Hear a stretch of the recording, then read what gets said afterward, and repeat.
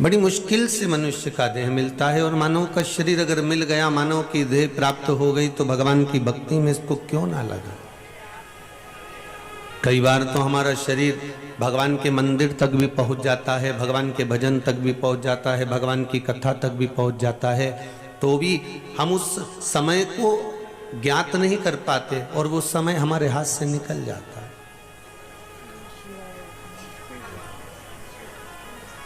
बहुत इच्छा, बहुत अरमान, बहुत अभिलाषा लेकर हम भगवान के दरवाजे पहुंचते हैं, और जब भगवान के दरवाजे पर हम पहुंचते हैं, बड़ी अभिलाषा, बड़ा आनंद लेकर हम पहुंच जाते हैं, पर उस तक पहुंचने के बाद भी हम परमात्मा के नहीं हो पाते।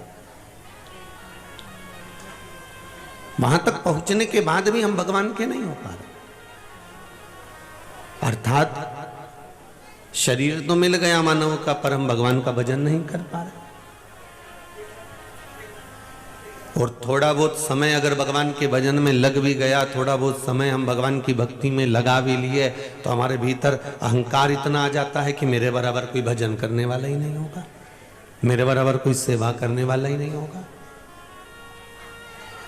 शिव महापुराण की कथा कर रही है कि आंखों का तो हम ऑपरेशन करा सकते हैं,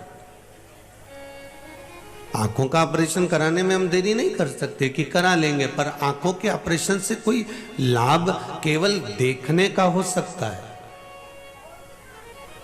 पर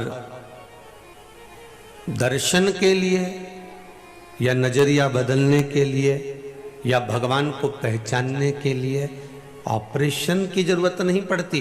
किसी सत्संग में जाकर बैठ जाओ, कहीं आस्था पर कथा चल रही हो शिव महापुराण की, वहां जाकर बैठ जाओ, या कहीं भजन कीर्तन या शिव का कोई धाम हो, वहां जाकर बैठ गए, थोड़ी देर भगवान का भजन करा, स्मरण करा, नाम जाप करा और भगवान की भक्ति में डूब गए, तो नजरिया भी बदल गया और दर्शन का भाव भी जागृत अपने आप हो गया।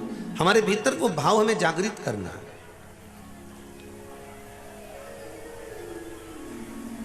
हमारे भीतर हम वो भाव को जागृत करें। भगवान ने नेत्र दिए हैं, प्रत्येक जीव को नेत्र दिए हैं कि इन नेत्रों से तुम्हें देखना है। एक पशु भी बनाया, एक पक्षी भी बनाया, जलचर भी बनाया, थलचर भी बनाया, वायुचर भी बनाया, सबको भगवान ने नेत्र दिया और यही कहकर दिया कि इन नेत्रों से आपको देखना है, इन नेत्रों से आपको देखना है। पर भगवान ने ये जरूर कहा कि इन नेत्रों से देखना है, पर भगवान ने ये नहीं कहा कि इससे हमें दूसरे का अवगुण देखना है। भगवान कहते हैं इन नेत्रों को बड़ी मुश्किल से प्राप्त हुआ है। महाराज, इन नैनों को रोग लगा है, रोज सिनेमा देखन का, इन नैनों से दर्शन कर लो, सभी रोग मिट जाएंगे। हरि ओम हरि ओम हरि ओम हरि ओम। बड़ी मुश्किल से नयन मिले, और वो नयन मिले तो उसको सत्कर्म में क्यों ना लगाएं। अगर भगवान ने नेत्र दिए हैं तो उसको सतमार्ग की ओर क्यों ना लेकर जाएं हम। शरीर दिया है तो इसको भगवान की भक्ति में क्यों ना लगाएं हम। चरण दिए हैं तो इसको भगवान के दरवाजे तक क्यों ना लेकर जाएं हम। और यदि भगवान ने श्रवण दिया है तो इन कानों से क्यों ना हम भगवान की कथा को श्रवण करें, भगवान की भक्ति में क्यों ना डूबे हम। जिसको सारी इंद्रियां, चाहे 5 कर्मेंद्रिय हो, चाहे 5 ज्ञान इंद्रिय हो, कल जैसा कर दीजिए भाई, 5 कर्मेंद्रिय हो चाहे 5 ज्ञान इंद्रिय हो, ये सारी इंद्रियों को हमें परमात्मा तक दे देना है। क्योंकि इंद्रियां बड़ी विचलित होती है।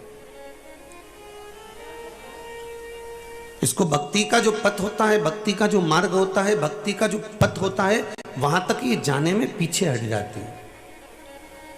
चलती तो है, ऐसा नहीं कि इंद्रियां भगवान तक नहीं जाती। नेत्र को भी आप भगवान तक लेकर जाते हो, श्रवण को भी आप भगवान तक लेकर जाते हो, वाणी को भी आप भगवान तक लेकर जाते हो, हृदय को भी भगवान तक लेकर जाते हो। पर ये बीच मार्ग में कहीं ना कहीं अवरुद्ध जो उत्पन्न हो जाता है, कहीं काम का, कहीं लोभ का, कहीं विषय का, कहीं आसक्ति का, कहीं वासना का, कहीं तृष्णा का, ये अवरुद्ध जो इकट्ठा हो जाता है और ये इंद्रियों को परमात्मा तक जाने से रोक देता है। ये भगवान तक पहुंचने में अड़चन उत्पन्न कर देता है।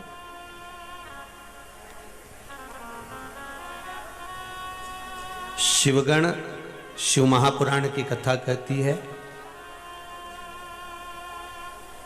एक बार भृंगी ने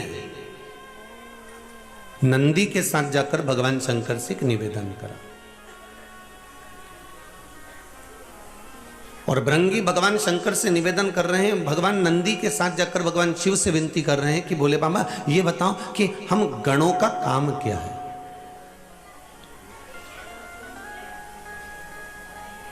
हम गणों का काम है क्या, हम गण किस काम के लिए, हम गण क्या कर सकते हैं, आप वो बताइए। भगवान शंकर ने कहा, मृत्यु लोक में जितने भी मानव, चाहे जलचर हो, चाहे थलचर हो, चाहे वायुचर हो, मनुष्य के साथ में जो जीव जंतु भी अगर जन्म ले रहे हैं मृत्यु लोक में,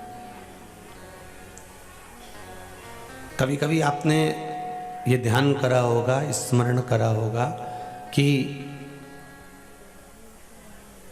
चींटी भी क्या रोती है?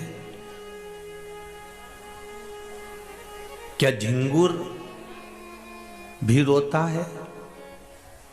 क्या कोई कीड़ा जब दुख पड़ता है उस पर तो वो रोता है?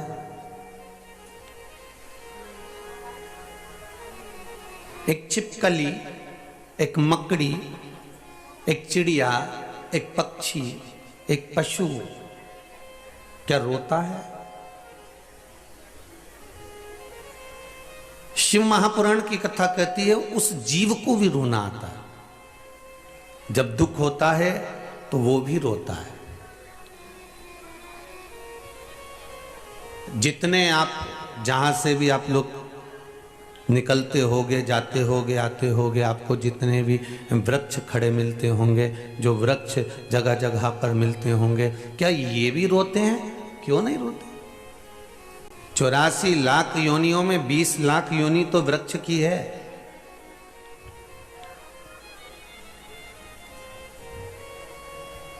उस 20 लाख योनि में भी वृक्ष भगवान से प्रार्थना करते हैं कि हमको कांटे वाला बना देना।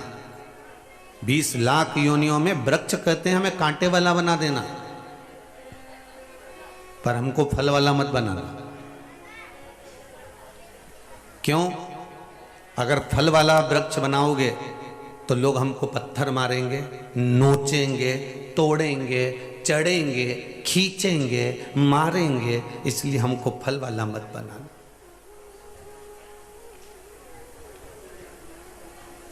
हमें फल वाला मत बनाना।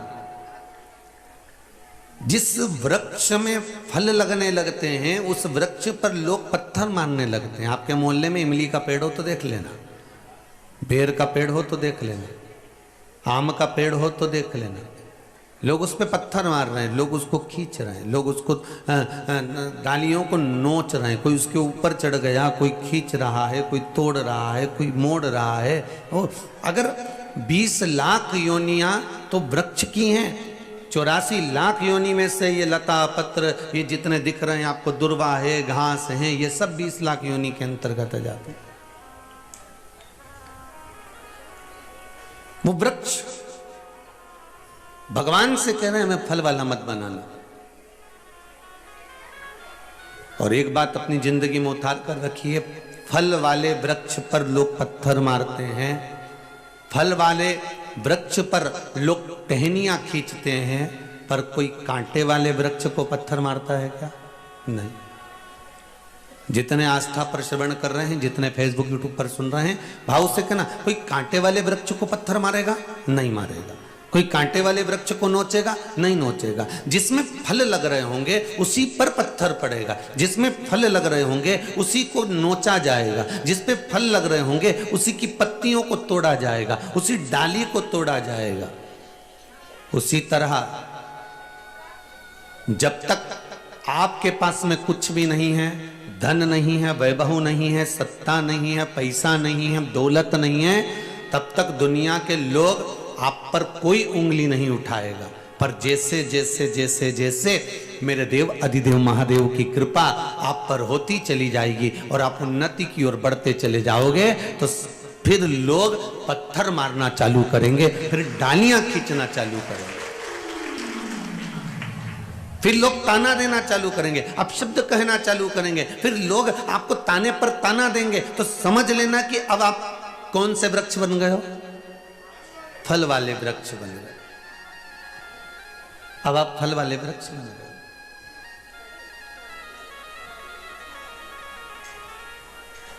अब आप कांटे वाले नहीं रहे हो। जब भगवान हाथ पकड़ लेता है और अपनी ओर अग्रण्य कर देता है, वैभव की ओर, सत्ता की ओर, धन की ओर, निरोगता की ओर, तो दुनिया के लोग फिर पत्थर मारना प्रारंभ कर देते हैं। एक सुंदर पत्र है, किसी ने भेजा है। जितने पढ़े हैं ये हैं, जो नहीं पढ़े हैं वो ये हैं। पढ़ेंगे जब वो भी वर्णन करेंगे। वो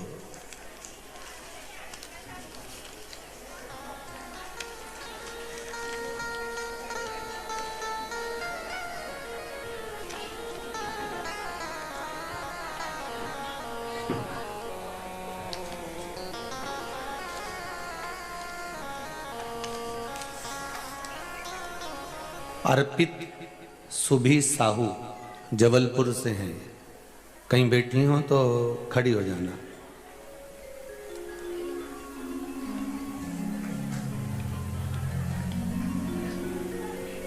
आप ही हैं बेटा? आपने लिखा है, माइक पहुंच सकता है क्या? देख,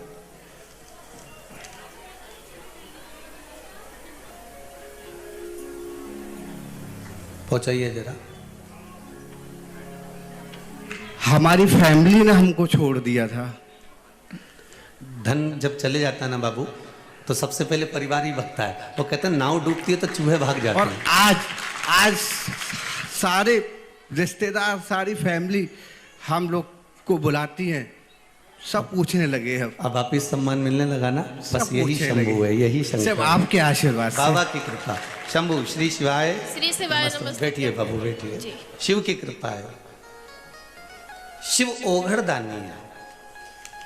आप अगर विश्वास रखे हो शंकर के प्रति, अगर आपका भाव निर्मल है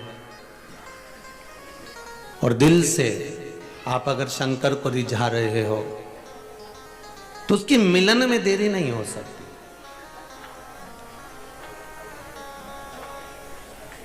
आप केवल उसको पहचान लो एक बार कि शिव तत्व क्या है। शिव तत्व को जानने की अगर एक ललकता, दुनिया फिर वही कल वाली बात है महाराज, कि संसार सागर में जन्म लिया है, उतार और चढ़ाव जिंदगी के आते रहेंगे, पर सब साथ छोड़ दें दो। पर एक निवेदन है, आप बाबा का दरबार मत छोड़ना, शिव का द्वार मत छोड़ना। आप शंकर का द्वार मत छोड़ो। दुनिया कहेगी, ताने भी दहेगी, अपशब्द भी कहेगी और कहती रहेगी, उसका कर्म है कहने का। एक पत्र में किसी ने लिखा है,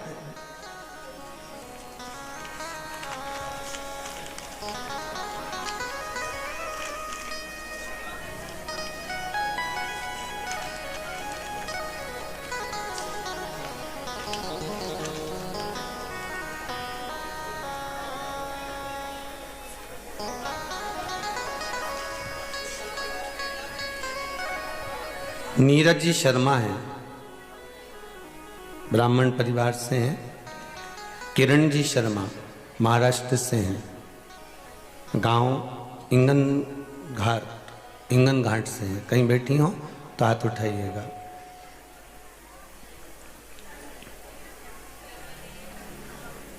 आप ही हैं?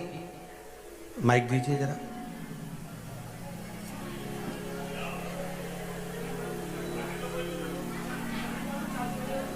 माइक चालू करके पूछा दो।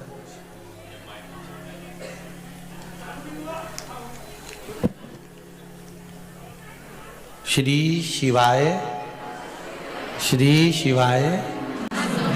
आपने बहन लिखा है, गुरुजी मैं किरण शर्मा जी हाँ। महाराष्ट्र से आई हूँ। जी हाँ। इंदौर अपने भाई के यहाँ आई थी। जी हाँ। परिवार सहित क्या हो गया था? मेरे भाई शांत हो गया था, पर मैं 2 कदम भी नहीं चल सकती थी। जी। भोलेनाथ की ऐसी कृपा हुई कि मैं गंगा सागर होके आई हूँ अभी। बाबा की कृपा। अचानक मेरी बहू के क्या हो गया था? बहू को पैरों में तकलीफ है मेरे। नहीं, आपका इसमें लिखा है बहू को भी कुछ तकलीफ हो गई थी। किसको? बहू को। मेरी बहू को एकाएक डॉक्टर ने बोला कि हार्ट में प्रॉब्लम है। पर जब से मैंने भगवान का ध्यान किया और प्रार्थना की तो भगवान की कृपा से वो सब प्रॉब्लम अपने आप सॉल्व हो गया। हो गया? ऑपरेशन तो नहीं हो रहा ना? नहीं हुआ। बस ठीक है। आपने लिखा है इसमें ऑपरेशन का बोल दिया था डॉक्टर ने। हाँ। तो अब ठीक है ना? अब बिल्कुल ठीक है। बस बाप बैठिए बैठिए। श्री शिवाय नमस्तुभ्यम। नमस्तुभ्यम। शिव उपासना करिए और शंकर की भक्ति। आपको कहीं नंदी और भृंगी शिव के गण भगवान शंकर से पूछ रहे हैं कि हमें क्या करना, हमारे लिए आज्ञा क्या है। ये शिव के गण भगवान शंकर से पूछ रहे हैं। भगवान शिव ने कहा तुम्हारा एक ही काम है। थोड़ी चोंगे जैसी आवाज आ रही है बाबू। भगवान शिव के गणों ने पूछा कि हमारे लिए आज्ञा क्या है, हम क्या कर सकते हैं, वो बताया जाए। तब भगवान शंकर ने कहा तुम्हारा एक ही काम है, तुम्हारे लिए केवल एक ही क्रम है कि मृत्यु लोक में चाहे जलचर हो, चाहे थलचर हो, चाहे वायुचर हो, चाहे मृत्यु लोक में रहने वाला छोटे से छोटा जीव क्यों ना हो, उसके भीतर क्या चल रहा है और वो क्यों रो रहा है, उसके रोने का कारण क्या है, उसको क्या दुख है, ये आप मुझ तक पहुंचा देना। शंकर के जितने गणों का दर्शन आप इस पीछे फोटो में कर रहे हो, फ्लेक्स में कर रहे हो, बैनर में कर रहे हो, या जितने भी शिव जी की शादी में शंकर भगवान के गणों का दर्शन करते हो, ये गण जितने 33 कोटि देवता हैं उससे थोड़े बहुत कम भगवान शंकर के गण हैं।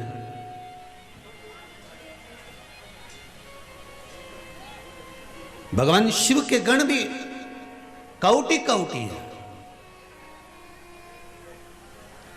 और कोटि कोटि वो गण भगवान शंकर के वो गण कोटि कोटि। ये सब पर चाहे वो पशु हो, पक्षी हो, जलचर हो, थलचर हो, वायुचर हो, जितने भी जीव जहाँ विराजमान होते हैं, उन जीवों के रोने की दशा क्यों रो रहे हैं, क्या कारण है, उनको तकलीफ क्या है, उनको दुख क्या है, उसका कारण ये जो गण हैं ये जान जाते हैं और जानकर देव अधिदेव महादेव से जाकर देव अधिदेव महादेव से जाकर बोल देते, भगवान शिव से जाकर कह देते।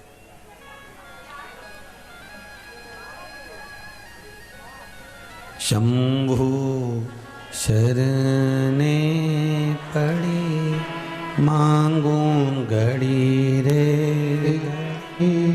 दुख काटो दया करी दिल डालो। शंभु शरणे पड़ी मांगू घड़ी रे घड़ी दुख काटो दया करी दर्शन आपो। भगवान शिव की कथा करें। एक चींटी भी रोती है, एक पक्षी भी रोता है, एक पशु भी रोता है, एक जलचर जल में रहने वाला जीव भी रोता है, एक वायु में रहने वाला, एक थल पर रहने वाला जीव भी रोता है। अब आप में से कितने लोग हैं कि चींटी को रोते हुए देखा हो और उसकी हृदय की गति आपने जानी हो कि ये क्यों रो रही है?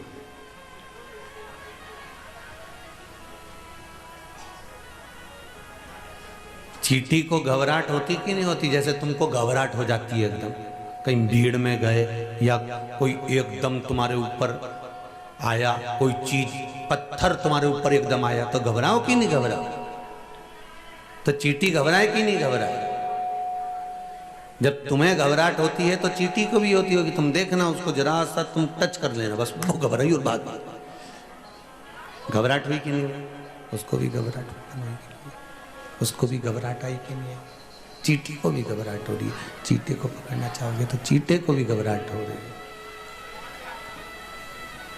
जलचर, थलचर, वायुचर जितने जीव हैं, इनको अगर आप थोड़ा सा भी कष्ट दोगे, थोड़ी भी तकलीफ दोगे तो इनको भी घबराहट होने लगती है। और अगर इन जीव को अगर आप मारने का प्रयास करोगे तो ये भी रोते हैं, इनको भी तकलीफ उत्पन्न हो जाती है, इनको भी कष्ट होता है।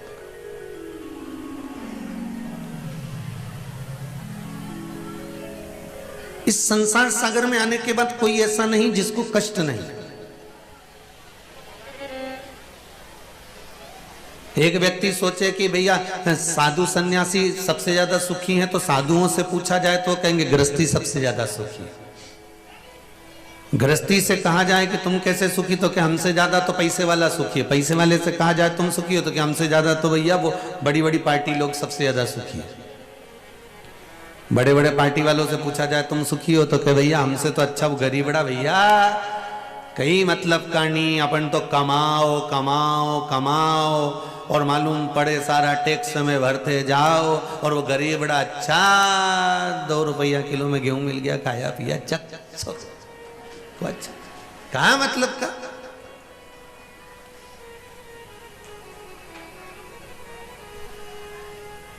धन को बचाने का भी टेंशन, रखने का भी टेंशन, तो उससे तो वो गरीब बड़ा। फिर गरीबड़े से पूछा तू सुखी है? अरे अपन काय का सुखी भैया, देखो पैसे वाले कितने जोरदार गाड़ी में घूम रहे हैं, बंगले में रह रहे हैं, जमीन। तो यहाँ तो प्रत्येक व्यक्ति के हृदय में दुख समाहित ही चलता रहता है, दुख की परिभाषा चलती रहती है, दुख समाहित चलता ही रह रहा है। उसकी परिभाषा के अंतर्गत दुख उसके अंतर्गत घूम ही रहा है।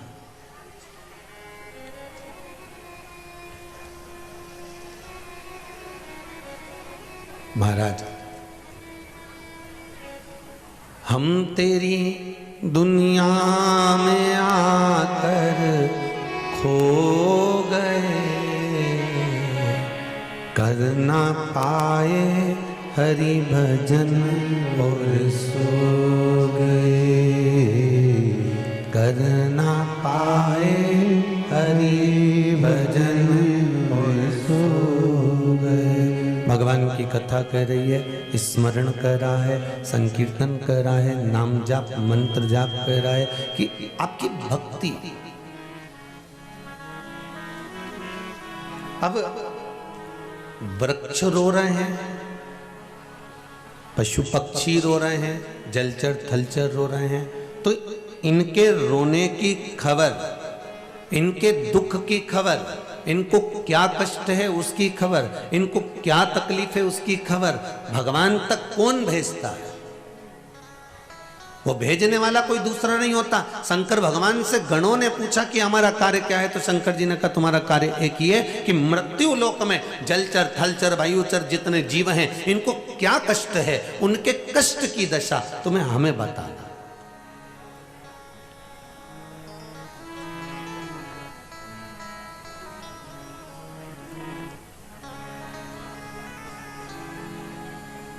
एक बार भृगु ऋषि तीनों देवताओं की परीक्षा करने के लिए चले, ब्रह्मा विष्णु और महेश की। अब भृगु ऋषि जब परीक्षा करने के लिए चले तीनों देवताओं की, तो सबसे पहले भृगु बाबा पहुंचे ब्रह्मदेव के पास में, और ब्रह्मा जी के पास में जाकर उन्होंने जो देखा, और ब्रह्मा जी के पास में जैसे ही पहुंचे तो ब्रह्मा जी तो अपने नेत्र बंद करके भगवान की भक्ति में लगे हुए थे, और जैसे ही भृगु बाबा आए तो ब्रह्मा जी उठ के खड़े नहीं हुए, उन्हें आदर नहीं करा, सम्मान नहीं करा, तो इनको क्रोध आ गया और इन्होंने ब्रह्मा जी को थोड़ा सा श्रापित कर दिया। अब ये पहुंचे भगवान शंकर के यहां, शिव जी के यहां जैसे पहुंचे तो भगवान शंकर के गण नंदी दरवाजे पर खड़े थे, इनको अंदर प्रवेश नहीं दिया। अब जब ये अंदर प्रवेश नहीं करे, अंदर की ओर जाने नहीं दिया, भृगु बाबा ने कहा हमें महादेव से मिलना है, देवादिदेव महादेव से हमें बात करना है, शंकर से हमें मिलना है, पर इनको अंदर जाने ही नहीं देते, इनको प्रवेश ही नहीं देते। जब प्रवेश नहीं दिया तो भृगु बाबा को क्रोध आ गया, और भृगु ऋषि ने कहा नंदी तूने मुझे रोका है दरवाजे पर, तूने मुझे रोका है दरवाजे पर, मैं तुझे श्रापित करता हूं कि तू दरवाजे पर ही रहेगा।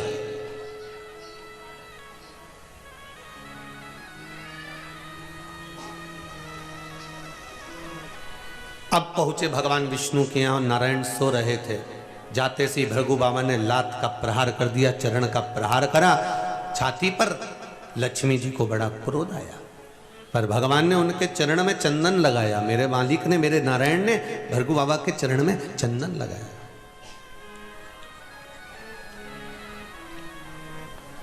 भृगु ऋषि के चरणारविंद में चंदन, तो माता लक्ष्मी ने पूछा प्रभु चोट तुम्हें लगी है तो तुम्हारी छाती पर चंदन लगाना चाहिए, तो आप भृगु ऋषि के चरण पे चंदन लगा रहे हो। भगवान कहने लगे भृगु बाबा के चरण बड़े कोमल कोमल हैं, मेरा शरीर पे मारा चल गया पर इनके चरण में चोट नहीं लगना चाहिए, इसलिए इनके चरण में मैं चंदन लगा रहा हूं, इनके चरणों में मैं चंदन लगा रहा हूं। अब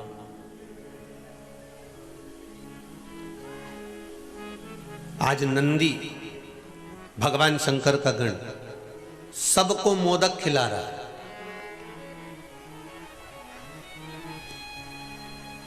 अगर आपको कोई श्राप दे दे, आपको कोई गाली दे दे, आपको कोई अपशब्द कह दे, तो आप में से कितने लोग हैं जो दुनिया के लोगों को लड्डू खिलाएंगे, मिठाई खिलाएंगे? नहीं साहब, तुम्हें तो रसगुल्ला खाना ही पड़ेगा, आज मेरे रिश्तेदार ने मेरे को गाली दी है। नहीं साहब, तुम्हें तो खाना ही पड़ेगा।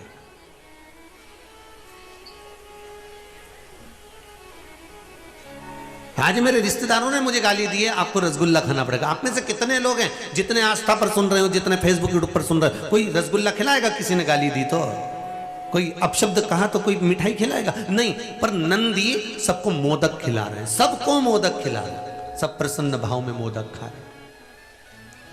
अब सब प्रसन्न भाव में जब मोदक खा रहे थे तो भगवान देवादिदेव महादेव बाहर आए और शंकर जी ने पूछा, जैसे ही नंदी से पूछा क्यों रे नंदी ये बता कि ये मोदक किस लिए बट रहा? तो नंदी ने कहा प्रभु आज बड़ी प्रसन्नता का दिन है, भृगु ऋषि आए थे यहाँ पे। अच्छा, तो मेरे से तो मिलके ही नहीं गए। इतने में नंदी ने कहा आप तो समाधि में लीन थे, तपस्या में लगे हुए थे, मैंने मना कर दिया, तो फिर मोदक दे कर गए हैं क्या? वो मोदक दे के नहीं गए, मैंने मोदक बनवाया है। अच्छा, क्यों बनवाया? क्योंकि उन्होंने श्राप दिया है मेरे को कि तू दरवाजे पे ही मिलेगा शंकर। अब ये भृगु बाबा ने मुझे श्राप नहीं दिया है, ये भृगु ऋषि ने मुझे वर प्रदान कर दिया कि मेरा शंकर मुझसे दूर नहीं रहेगा, मेरे सामने रहेगा, मेरा शिव मुझसे दूर नहीं मेरे सम्मुख में रहेगा। ये भृगु बाबा का मुझे वर प्राप्त हो गया, इसमें श्राप नहीं दिया, इसमें मुझे श्राप नहीं मिला।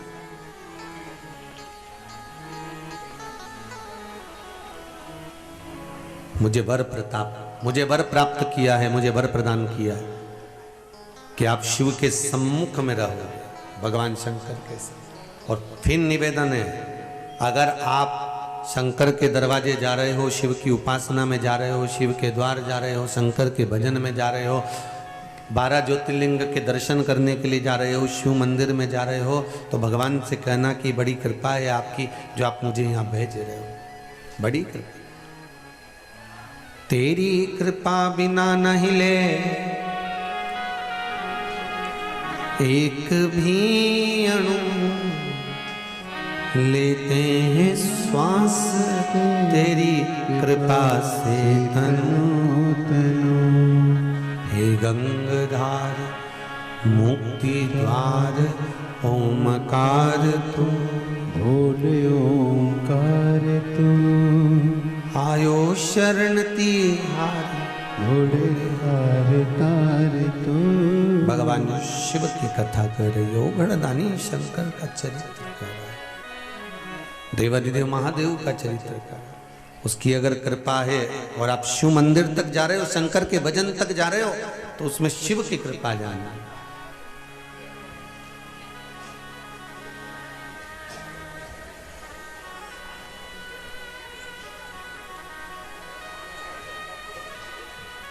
महाराज शिव कथा कह रहे हैं, मैंने गणों को अपने पास में रखा है।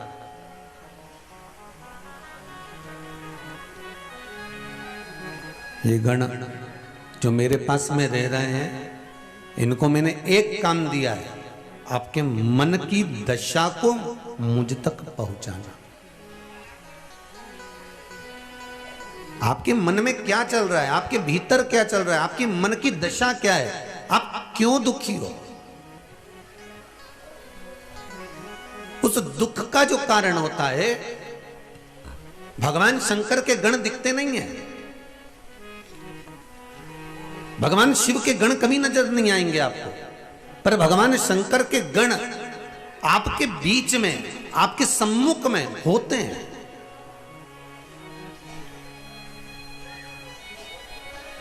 और जब वो गण सम्मुख में होते हैं, नजर आते हैं हमको, शिव के गण जब सामने होते हैं, वो नजर नहीं आएंगे हमको, हमें दिखेंगे भी नहीं, हमारे सामने भी नहीं आएंगे, ना भृंगी आएगा, ना श्रृंगी आएगा,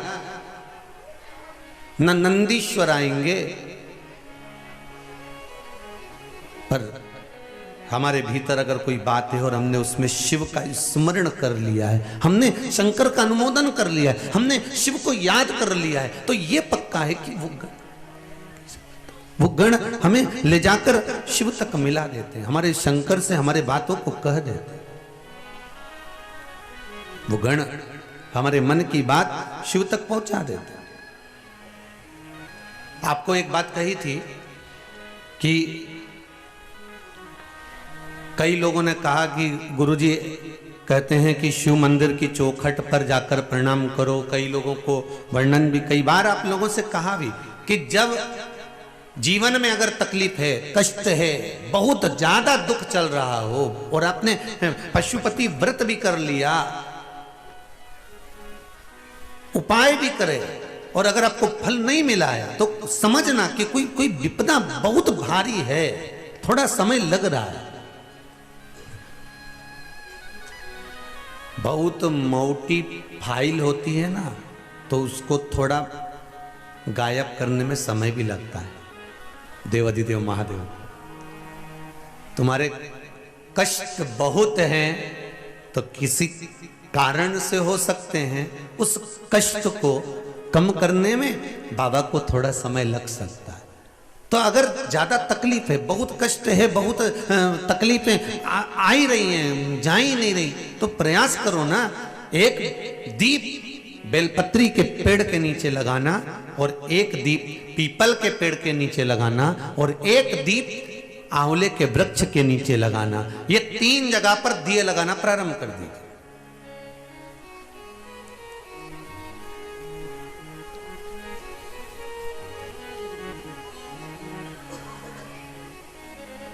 और तीनों जगह दीप लगाते समय भाव प्रकट करते रहिए। श्री शिवाय नमस्तुभ्यं, श्री शिवाय नमस्तुभ्यं, श्री शिवाय नमस्तुभ्यं। भाव प्रकट कर दो। वहां जब दीप लगाओ तो अपने मन की कामना कर कर बेलपत्री के वृक्ष के, और शुरुआत कहां से करना है? बेलपत्री के वृक्ष से शुरुआत करना।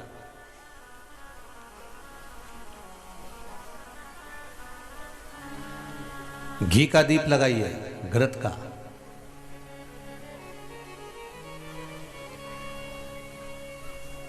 और घी का दीप लगाकर बेलपत्री के वृक्ष की छांव में बैठकर, बेलपत्री के वृक्ष की छाया। अच्छा, कई लोग कोई उपाय जब बताया जाता है तो इतने इतने समझदार लोग हैं कि जो गमले में बेलपत्री का पेड़ है ना, उसमें उपाय करते हैं।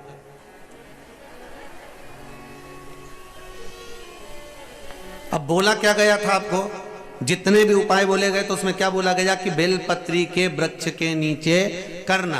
अब इनने काय में करा, बस गमले में। अब तुमने गमले में करा तो गमले में पेड़ इतना बड़ा, पौधा इतना बड़ा, उसकी छाया अपने ऊपर आ रही है क्या? उसकी छाया हमारे ऊपर पड़े तब तो वो वृक्ष कुछ फल प्रदान करे। अब तुम धूप में बैठे हो और धूप में बैठे हो और धूप में अगर कोई छाता तुम्हारे पास में होगा तो तुम उसकी छाया में रहोगे। अब उसी तरह जैसे छाते की छाया में चलोगे तो पानी नहीं लगेगा, धूप नहीं लगेगी, कभी हवा भी चल गई, छाता साइड में कर लिया, हवा भी नहीं लगेगी। उसी तरह कई उपाय लोग करते जरूर हैं। उनसे कहा कि मैं आपको बेलपत्री के पेड़ के नीचे ये चढ़ाना है या बेलपत्री के पेड़ के नीचे ये करना है, तो उन्होंने सोचा अपन तो एक काम करो, 50 रुपए का बेलपत्री का पौधा अपने घर पे ही ले चलो, वहीं गमले में लगा लेंगे, वहीं पूजन करते रहेंगे और वहीं पे सारा उपाय करते रहेंगे। अब महाराज चिल्ला चिल्ला के कह रहा है सियोर वाला की बेलपत्री के पेड़ के नीचे करो, तो पेड़ के नीचे का मतलब है कि वृक्ष की छांव हमारे ऊपर होना चाहिए। आशीर्वाद का मतलब जानते हो ना सभी लोग, कि किसी को प्रणाम करो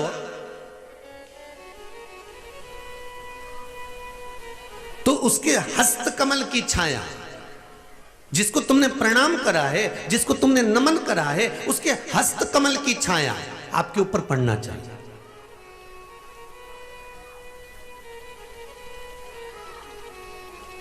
हस्त कमल की छाया पड़ना या दृष्टि पड़ना, इन दोनों में ज्योतिषाचार्यों से किसी से पूछा जाए, हम ज्योतिषाचार्य नहीं है, पर किसी ज्योतिषाचार्य से जाकर पूछा जाए कि जब कोई प्रणाम करता है, जब कोई नमन करता है, तो हाथ की छाया या हस्त कमल या दृष्टि क्यों डाली जाती है, उसका कारण क्या है?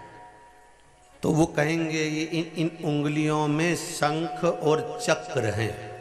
प्रत्येक मनुष्य की उंगलियों में शंख चक्र होते हैं, यहां बने होते हैं, प्रत्येक मनुष्य की उंगली में होते हैं शंख और चक्र।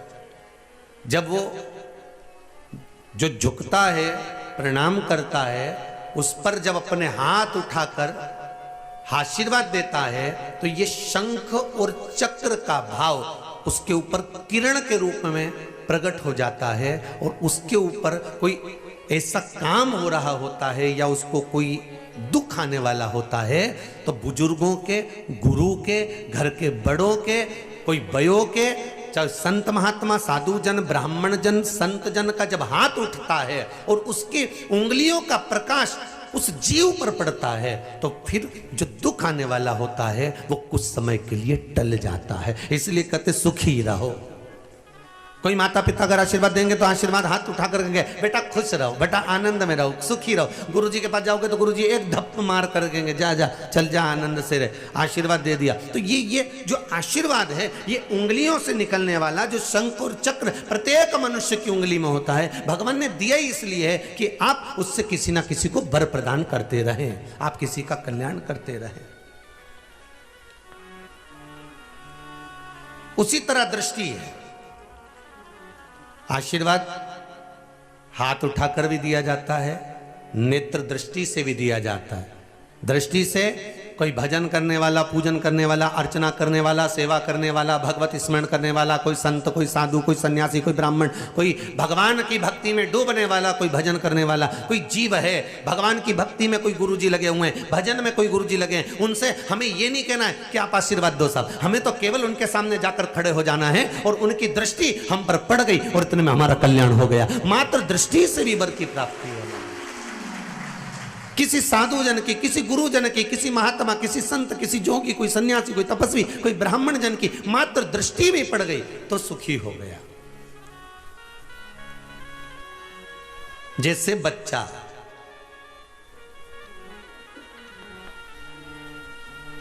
घर पे बीमार रहता है, जैसे ही हॉस्पिटल की सीट, और बच्चे ही नहीं, कई कई लोगों की आदत ऐसी है, कई कई बूढ़े लोगों की भी आदत ऐसी है, घर पे इनका पेट दुखे न कमर दुखे, जैसे ही हॉस्पिटल में ले गए आधे से ज़्यादा बीमारी, बुखार तो खत्म ही। डॉक्टर के क्यों बुखार कहाँ आ रही है, ये तो नाप लिया मैंने, ल जीवान ऊँची करना उन्हें धर दिया हुआ, और जो देखा तो कि बुखार तो है ही नहीं, तो सांस लो तो कि फेफड़ा उन भी सब दिखे। तो फिर मेरे को समझ में नहीं आया, मैं घर में रही हूँ तुम्हारी हापड़ी चले न, घर में रही हूँ तुम्हारे रात के बुखार।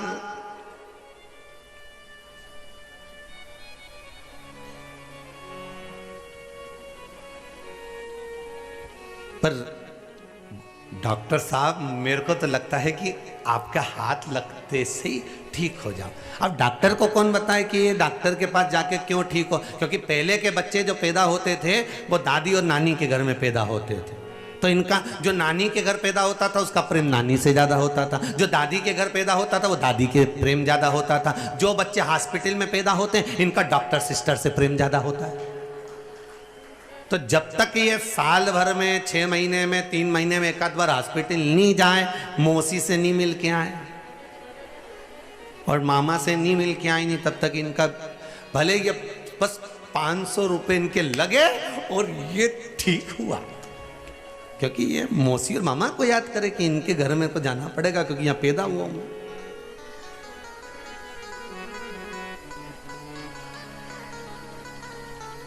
वहां पहुंचना पड़ेगा। तो शिव पुराण कह रही है, शंकर की कथा कर रही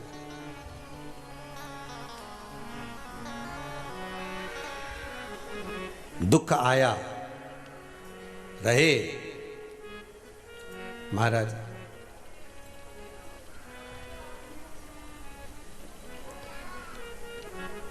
और ऐसा कोई संसार में नहीं जन्मा जिसका हिसाब मेरे शिव के पास नहीं।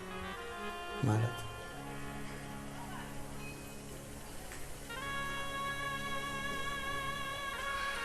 जितना जिसके भाग्य में होता,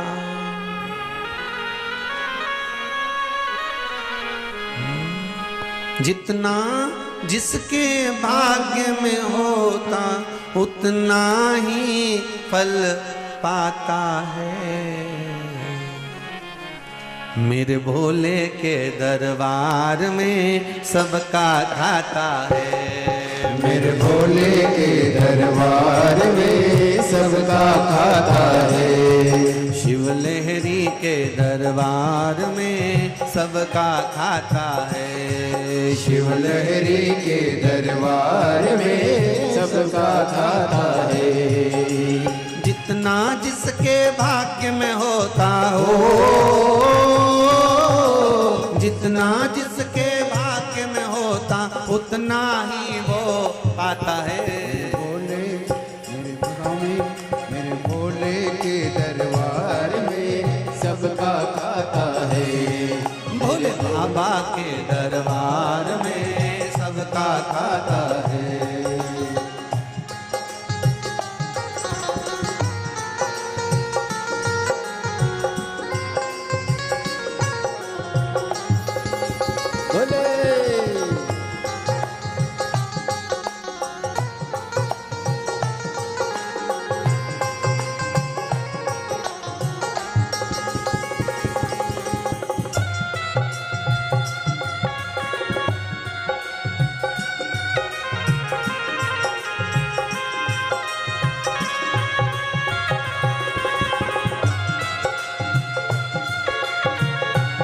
मैं था तो मैं 25 जनवरी को 10 से 11 बजे मिलने के लिए आया। मिलना तो हुआ केवल दर्शन, क्योंकि कोरोना महामारी के चलते मिलना बंद है। तो मेरी बिटिया ने इस पत्र में लिखा है,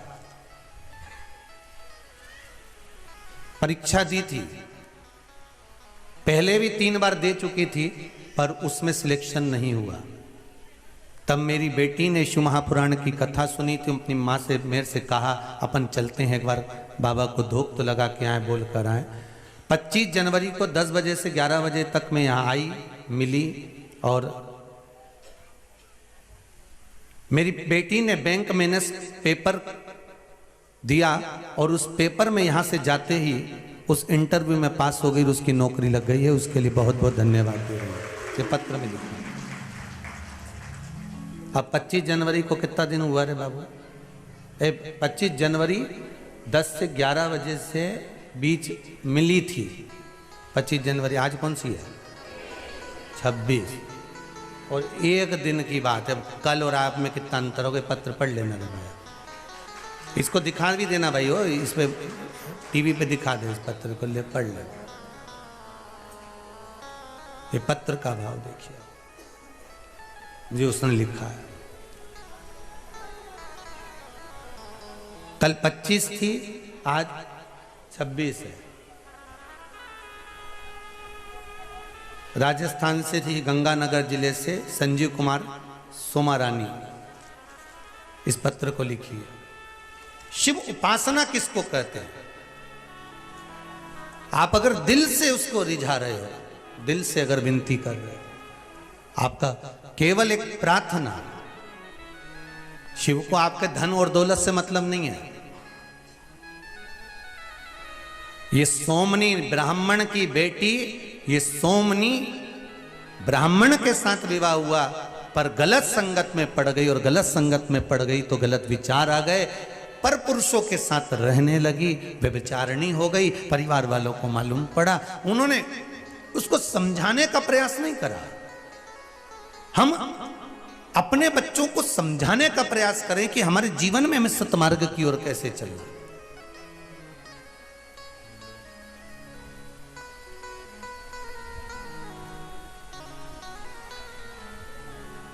अभी 2 साल से पहले जब कोरोना महामारी चली, इसके पहले मंदिर में केवल पंडित जी घंटी बजाते थे, आरती उतारते थे और भगवान का पट बंद कर देते थे।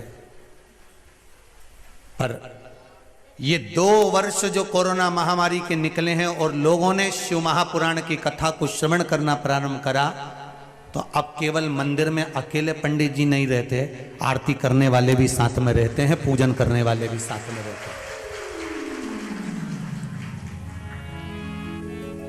क्यों? क्योंकि हमने खुद भगवान को हवा बना दिया था कि लोग मंदिर तक जाते ही नहीं थे। लोगों को हमने डरा दिया था कि लोग मंदिर तक नहीं पहुंचते थे। अब शंकर से लोगों का इतना प्रेम हो गया, भगवान से इतना प्रेम जागृत हो गया कि लोग मंदिर की सीढ़ी छोड़ते नहीं है। एक बार पशुपति व्रत पूरा हो जाता है, दूसरी बार फिर चलने के वापिस चालू हो जाता है। एक काम पूरा हुआ, दूसरे काम में फिर पहुंच गया। एक पत्र में किसी ने, बहन जी ने लिखा है कि हम तो हर 3 महीने में बाबा के दर्शन करने आ जाते हैं, क्योंकि बाबा 3 महीने में हमारा काम पूरा कर देता।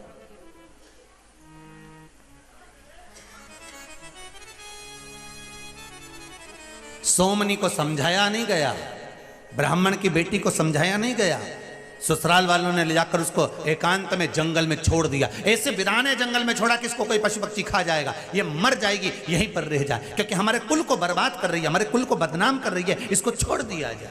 अगर कोई नशे में डूबा हुआ है, कोई बेकार कर्म में डूबा हुआ है, तो क्या हम उसको छोड़ देंगे? हम उसको ले जाकर जंगल में पटक देंगे? हम उसको ले जाकर कहीं छोड़ देंगे? नहीं, उसको समझाने का प्रयास करो, उसको शिव की भक्ति में डुबाने का प्रयास करो, उसको भगवान के भजन में डुबाने का प्रयास करो।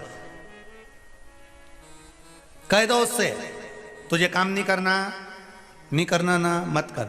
मंदिर में झाड़ू लगा, पोछा लगा, शिव मंदिर की आराधना कर, शंकर की भक्ति धारण कर। कभी तो शंकर की भक्ति में डूबेगा तो एक दिन तो शंकर उसका हाथ पकड़ेंगे। वो वाली बात याद रख लो, वो टेढ़ी चोटी वाली। भला है बुरा है ओ मेरा पति तो मेरा, बस मेरा देव अधिदेव महादेव भी यही कहता है, भला है बुरा है जैसा भी है मेरा भगत ही तो है। बस शिव जानता है। आप गलत हो ये शंकर को मालूम है, आप अच्छे हो ये शंकर को मालूम है। आप गलत काम कर रहे हो तो उसको माना, समझाओ, डांटना है थोड़ा बहुत डांट लो, पर ये नहीं कि उसको ले जाकर हम कहीं पटक किया है, उसको ले जाकर हमने छोड़ दिया तो घर से निकल जा, हमारा संबंध खत्म हो गया, अब नहीं आना, ना मेरे तुझे देखूंगी ना तुम मुझे देखना और मेरे संबंध खत्म हो जाए। नहीं नहीं नहीं नहीं महाराज, जिस धागे की गांठ हाथ से खुल सकती है उसको खोलो, कैंची से मत काटो। उसको खोलो, कैंची से मत काटो। जब गांठ जम के लग गई हो तब कैंची का प्रयोग करो। अगर कोई बात प्रेम से सही हो सकती है तो उसको प्रेम से खोलो, जीवान की कैंची से काट कर अलग मत करो, उसको खोलने का प्रयास करो। संगत बिगाड़ेगी, सोमनी को बिगाड़ दिया संगत ने, वो जंगल में पहुंच गई, जंगल में पहुंच गई, घर के लोग वापिस आ गए, रोती बिलखती अकेली पड़ी थी, पर संगत का असर ऐसा था कि इसको वहां भी वैसे ही मिल गए। एक भील ऐसा मिल गया, वो भी मांसाहार करने वाला, मदिरा पान करने वाला, और उसने इसको देख लिया। युवान थी, तरुणी थी, बड़ी सुंदर थी। उस भील ने अपना साथ बनाया और इसको अपने साथ ले गया। अब अपने साथ ले गया, भूखा मरता क्या ना करता, इसके घर में रहने लगी। भील के साथ में इसने विवाह कर लिया, शादी कर ली। तो जैसा भील मांस लेकर आता है मांस खाती, मदिरा लेकर आता तो ये भी मदिरा पीती।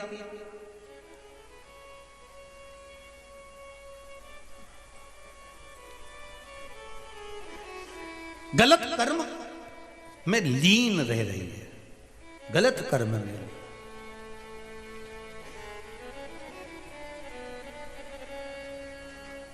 किसी गलत व्यक्ति से विवाह करने के बाद में कन्या सोचे कि मेरा जीवन अच्छा है,